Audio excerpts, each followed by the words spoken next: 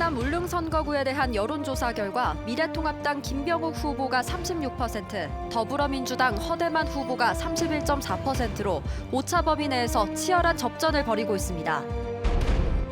코로나19 사태로 서민과 소상공인들이 심각한 경제 위기에 놓인 가운데 이들을 상대로 보이스피싱 대출 사기 범죄가 최근 기승을 부리고 있습니다.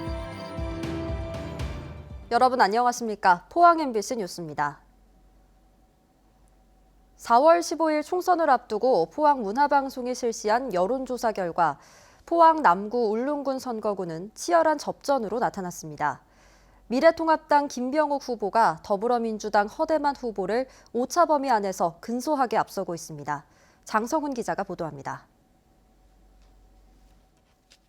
미래통합당 김병욱 후보 36%, 더불어민주당 허대만 후보 31.4%, 무소속 박승호 후보는 11.1%의 지지도를 보였습니다.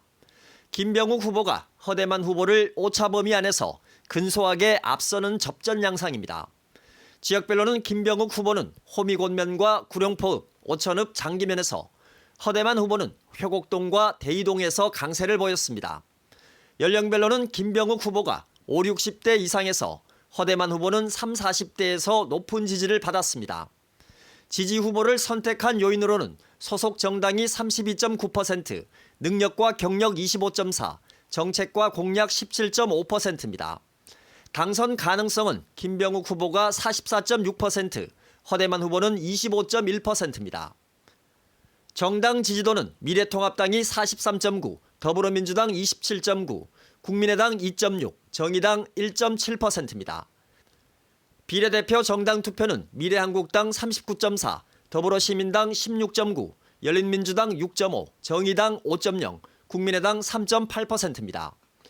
이번 조사는 포항 MBC가 리얼미터에 의뢰해 지난 6일과 7일 이틀간 포항시 남구 울릉군 거주 만 18세 이상 남녀 505명을 대상으로 전화 면접과 자동 응답 조사로 이루어졌으며 표본 오차는 95% 신뢰 수준의 플러스 마이너스 4.4%포인트입니다. 자세한 내용은 중앙선거 여론조사 심의위원회 홈페이지에서 보실 수 있습니다. MBC 뉴스 장성훈입니다. 제21대 국회의원 선거 포항 남구 울릉군 후보자 법정 토론회 및 연설회가 오늘 밤 10시 5분부터 2시간 동안 포항 MBC를 통해 생방송됩니다. 토론회에는 더불어민주당 허대만, 미래통합당 김병욱, 민중당 박승억, 무소속 박승호 후보가 출연해 공약과 지역 현안 등을 놓고 열띤 토론을 펼치게 됩니다. 토론회에 이어 국가혁명 배당금당 박덕춘 후보의 연설이 생방송됩니다. 선관위가 주관한 군위군, 의성군, 청송군, 영덕군 국회의원 후보자 초청 토론회가 오늘 열렸습니다. 이곳은 저출산과 고령화로 인한 인구 감소 문제가 심각한 곳인데요. 후보자들은 인구 감소 대책과 지역경제 활성화를 위한 적임자가 자신임을 내비쳤습니다. 박상환 기자가 보도합니다. 저출산과 고령화, 인구 유출 등으로 인해 군위, 의성, 청송, 영덕군은 지역 소멸 위험이 높은 곳으로 대책이 절실합니다. 각 당 국회의원 후보들은 저마다 인구 문제 해결을 우선순위로 꼽았습니다. 자연이 어우러진 농촌 지역을 도시 연태자 블루타운 단지 조성 등을 통해 인구 유입을 통한 농촌 경제 활성화에 기여할 수 있도록 하겠습니다. 단지 조성에 필요한 지원을 원활히 할 수 있도록 지방자치조례를 마련하여 지자체의 적극적인 지원이 이루어질 수 있도록 70년대 초반 100만 명에서 70%가 감소한 30만 8천 명으로 줄어들었습니다.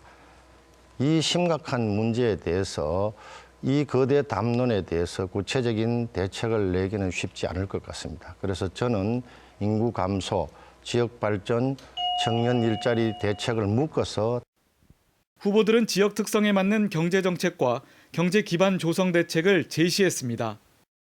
도매시장이 집중됨으로써 생산자의 원거리 이동이 불편하고요. 농산물 가격의 일방적 결정, 하차 배정 시간, 적체 문제를 해소하기 위해 수수료를 인하하고 농민 중심 유통 구조로 정부의 감세 정책과 자유시장 경제의 옹호가 가장 중요하고 둘째로는 우리 지역 특성에 맞는 산업을 선택과 집중으로 키워야 됩니다. 두 후보는 주민들의 교통 불편 해소와 농수산물의 유통, 관광객 유치 등을 위해 교통망 사업이 시급하다고 주장했습니다. 수요 우선 경제 논리로만 접근해서는 안 된다고 생각합니다. 면적이 넓고 경북은 실제로 인구 밀도가 떨어지는 의류 지역이 우선순위에서 늘 제외되는 아픔을 겪어왔다고 생각하고요. 그래서 가장 시급한 것이 남북 6축 고속도로 개설에 대해서 지금 고속도로를 만드는 기준에 문제가 있습니다. 지금까지 문재인 정부도 똑같이 사람이 차가 없기 때문에 도로를 안 만든다고 주장을 하는데 우리 강 후보와 같이 좋은 도로가 있어야 차가 다닌다는 개념으로 바꾸어 가기를. 이 밖에 김 후보는 탈원전을 반대하는 입장을, 강 후보는 탈원전에 찬성을 내비쳤지만 시간상 원전에 대한 심도 깊은 토론은 이루어지지 않았습니다. MBC 뉴스 박상환입니다. 경주시 선거관리위원회는 제21대 국회의원 선거 경주시 선거구에 무소속으로 출마한 김일륜 후보가 오늘 1신상의 사유로 사퇴했다고 밝혔습니다. 이에 따라 내일과 모레 실시되는 사전투표소에서 사용하는 투표용지에는 김일륜 후보 기표란에 사퇴를 반영해 교부하며 선거일 투표용지에는 사퇴 표기가 되지 않아 주의가 필요합니다. 또 선관위는 유권자의 혼란을 방지하기 위해 선거일 각 투표소마다 입구에 사퇴를 알리는 현수막을 게시할 예정입니다. 코로나19 사태로 그렇지 않아도 힘든 서민과 소상공인들을 상대로 보이스피싱 대출 사기가 기승을 부리고 있습니다. 낮은 금리로 대출을 해주는 조건으로 기존의 대출금을 갚아야 한다며 돈을 빼앗는 수법인데 조심하셔야겠습니다. 박성아 기자입니다. 포항에 사는 A씨는 최근 보이스피싱 피해를 당했습니다. 이미 은행 대출금이 있었던 A씨는 며칠 전 낮은 금리로 대출을 받을 수 있다는 문자를 받았습니다. 애들 키우고 또 내가 생활도 해야 되고 뭐 집도 뭐 마련해야 되고 그래서 이제 부처가 지금까지 왔는 건데 그래 저금리로 갈아타려고 이제 뭐 고민 중에 이제 이게 맞겠다 싶어서. 그런데 기존의 대출금을 먼저 갚아야만 저금리 대출을 받을 수 있다는 말에 A씨는 찾아온 은행 직원에게 현금 1억 1천만 원을 건넸습니다. 하지만 A씨의 돈을 가져간 사람은 은행 직원이 아닌 보이스피싱 현금 수거책이었습니다. 그전 그런 그 의심이라든가 이런 걸 했는데 설마 나한테까지 이렇게 올까. 작은 가게를 운영하고 있는 B씨도 최근 같은 방식으로 700만 원의 피해를 입었습니다. 코로나19 사태로 가게 운영이 힘들어 소상공인 대출을 받으려다 도리어 사기를 당한 겁니다. 피해자 중에는 그 최근 코로나19로 소상공인 대출을 받으려다 악성 앱을 이용한 신종수법에 이렇게 보이스피싱을 당하는 사례가 있었습니다. 최근 코로나19 정부 지원 대출을 빙자한 보이스피싱 사례는 모두 10건. 이 가운데 7건이 B씨의 경우처럼 정부 지원 대출을 받으려면 먼저 기존의 대출을 상환해야 한다고 속인 뒤 돈을 챙긴 사례입니다. 금감원도 소비자 경보 주의 등급을 발령했습니다. 최근 그 저금리 정부 지원 대출이 가능하다고 이제 피해자에게 전화나 문자로 접근해서 이제 금전 요구를 하는 보이스피싱 사례가 발생해서 저희가 여기에 대한 이제 경보를 발령을 했고요. 코로나19 사태로 서민 경제가 심각한 위기에 내몰린 상황. 마지막 희망인 정부 지원 대출마저 보이스피싱 범죄에 악용되면서 서민들의 시름은 깊어지고 있습니다. MBC 뉴스 박성아입니다. 개학이 미뤄진 지 38일 만인 오늘 고3과 중3 학생들만 먼저 온라인으로 개학했습니다. 교사와 학생이 화상으로 연결된 실시간 쌍방향 수업은 극소수에 그쳤고 기존의 동영상 콘텐츠나 과제를 활용한 수업이 많았습니다. 홍석준 기자가 보도합니다. 안동의 한 중학교 3학년 교무실. 수업이 시작되자 학생들이 온라인에 접속합니다. 1교시 수업 시작 전 9시까지 지금 현재 들어와서 결과입니다. 다 들어온 건가요? 다 들어왔습니다. 교실별로 학생들 과제가 올라오면 교사는 첨삭 내용을 댓글로 남깁니다. 이렇게 하면 댓글이 학생에게 가게 됩니다. 복잡한 수식이 있는 수학 수업은 EBS 등에서 기존에 만든 동영상 콘텐츠가 활용됐습니다. 저희 학생들이 미리 에듀넷에 회원가입을 다 해서 링크 타고 들어가는 거죠. 교육부가 인정한 원격 수업은 3가지 유형입니다. 교사와 학생이 화상 연결로 수업하는 실시간 쌍방향형, 기존 학습 동영상을 활용하는 콘텐츠형, 그리고 과제 수행형인데 정작 교육당국이 적극 홍보하던 실시간 화상 수업은 극소수에 그쳤습니다. 안동은 중학교 13곳 전체가 화상 수업을 채택하지 않았습니다. 서버가 감당을 할 수 있을까 하는 기술적인 문제 측면도 있고 해서 이게 안정화가 되고 나면 저희들도 실시간 수업을 시도를 해볼 생각을 하고 있습니다.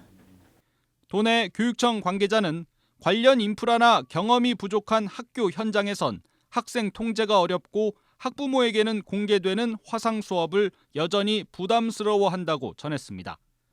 경북교육청은 수업 방식의 선택권은 전적으로 교사와 학교에 있다고 밝히고 모니터링단 운영을 통해서 현장의 문제점 개선에 집중하겠다고 밝혔습니다. MBC 뉴스 홍석준입니다. 대구 경북 지역의 코로나19 신규 확진 환자가 5명으로 51일 만에 가장 적었습니다. 질병관리본부에 따르면 오늘 오전 0시 기준 대구의 코로나19 확진 환자 수는 6,807명으로 어제보다 4명 늘었습니다. 경북은 미국에서 인천공항으로 입국한 1명이 확진 판정을 받아 모두 1,320명입니다. 경북에서는 지난 2월 19일 3명의 확진 환자가 나온 뒤 50일 만에 처음으로 지역사회 감염이 없었습니다. 신규 방사관 가속기 구축 사업에 포항시와 춘천, 나주, 청주시 등 4개 지자체가 유치 의향서를 제출했습니다. 과학기술정보통신부는 다음 달 6일에서 7일 전문가로 구성된 부지선정평가위원회가 지자체 제공부지를 대상으로 선정평가를 진행할 계획이라고 밝혔습니다. 지자체 4곳은 오는 21일까지 지질조사 보고서를, 29일까지 유치계획서를 제출해야 합니다. 2차 전지 업체인 에코프로의 포항 투자가 잇따르고 있습니다. 비철금속 재련업을 하는 에코프로 CNG는 오늘 포항시청에서 포항시와 투자 양해각서를 체결하고 내년까지 120억 원을 들여 영일만 4산업단지에 배터리 재활용 공장을 건립하기로 했습니다. 지난 6일에는 에코프로 이노베이션이 포항에 730억 원을 투자해 2차 전지 배터리 양극재용 수산화 리튬 공장 건립을 약속한 바 있습니다. 포항 블루밸리 국가산업단지에 최근 기업들의 투자가 이어지면서 2단계 사업이 오는 9월 착공됩니다. 한국토지주택공사는 2단계 314만 제곱미터 95만 평을 오는 9월 착공할 계획입니다. 블루밸리 국가산단에는 포스코케미칼이 2차 전지 재료인 인조흑연 음극재 공장을 이달에 착공하고 임대 전용 단지도 모두 분양되는 등 활발한 투자가 이루어지고 있습니다.